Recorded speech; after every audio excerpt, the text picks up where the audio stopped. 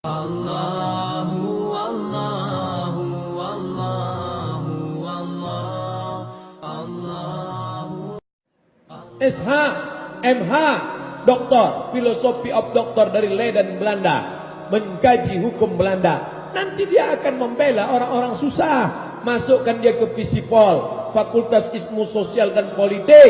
Jangan katakan politik haram. Ustadz naik ke atas mimbar, jangan berpolitik. Politik Arab. Akhirnya siapa yang memegang politik? Siapa yang menguasai? Sekarang baru umat Islam heran. Buya Hamka berdakwah dengan sastra, menulis tenggelamnya kapal Van der Wijk. Berdakwah dengan tafsir, menulis tafsir Al-Azhar. Berdakwah dengan ceramah, ceramah Buya Hamka sampai hari ini bisa didengar di internet. Tapi jangan lupa, Buya Hamka berdakwah dengan politik bersama dengan Muhammad Nasir.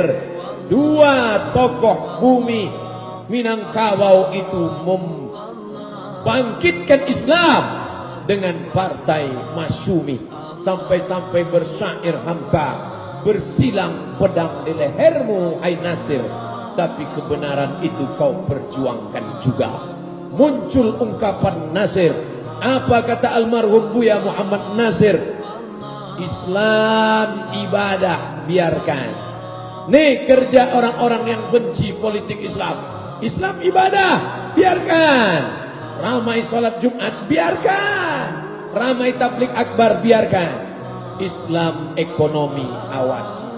Kalau dia mau coba-coba merubah konversi bank konvensional ke bank Islam, bank syariah, hati-hati. Aceh berhasil.